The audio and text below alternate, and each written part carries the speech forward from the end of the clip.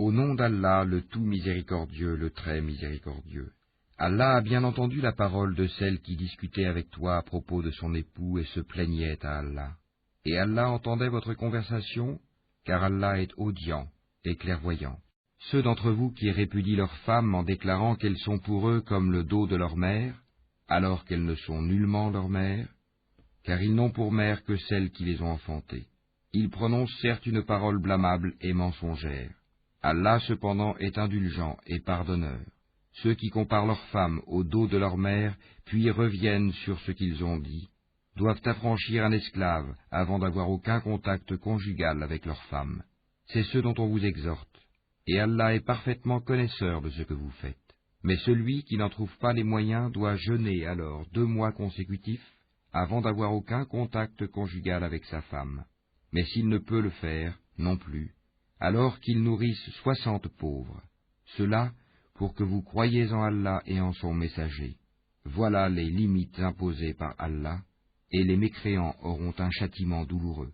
Ceux qui s'opposent à Allah et à son messager seront culbutés comme furent culbutés leurs devanciers. Nous avons déjà fait descendre des preuves explicites, et les mécréants auront un châtiment avilissant. Le jour où Allah les ressuscitera tous, puis les informera de ce qu'ils ont fait. Allah l'a dénombré, et ils l'auront oublié. Allah est témoin de toutes choses. Ne vois-tu pas qu'Allah sait ce qui est dans les cieux et sur la terre? Pas de conversation secrète entre 3, sans qu'il ne soit leur 4e, ni entre 5, sans qu'il ne soit leur 6e, ni moins ni plus que cela, sans qu'il ne soit avec eux, là où ils se trouvent. Ensuite, il les informera, au jour de la résurrection, de ce qu'ils faisaient, car Allah est omniscient. Ne vois-tu pas ceux à qui les conversations secrètes ont été interdites? Puis ils retournent à ce qui leur a été interdit et se concertent pour pécher, transgresser et désobéir aux messagers. Et quand ils viennent à toi, ils te saluent d'une façon dont Allah ne t'a pas salué, et disent en eux-mêmes, « Pourquoi Allah ne nous châtie pas pour ce que nous disons? L'enfer leur suffira, où ils brûleront. Et quelle mauvaise destination! Ô vous qui avez cru! Quand vous tenez des conversations secrètes, ne vous concertez pas pour pécher, transgresser et désobéir aux messagers, mais concertez-vous dans la bonté et la piété, et craignez Allah, vers qui vous serez rassemblés. La conversation secrète n'est que l'œuvre du diable pour attrister ceux qui ont cru. Mais il ne peut leur nuire en rien sans la permission d'Allah, et c'est en Allah que les croyants doivent placer leur confiance. Ô vous qui avez cru, quand on vous dit « faites place aux autres dans les assemblées », alors faites place. Allah vous ménagera une place au paradis. Et quand on vous dit de vous lever, levez-vous. Allah élèvera en degrés ceux d'entre vous qui auront cru, et ceux qui auront reçu le savoir. Allah est parfaitement connaisseur de ce que vous faites. Ô vous qui avez cru, quand vous avez un entretien confidentiel avec le messager, faites précéder d'une aumône votre entretien, cela est meilleur pour vous et plus pur. Et si vous n'en trouvez pas les moyens, alors Allah est pardonneur et très miséricordieux.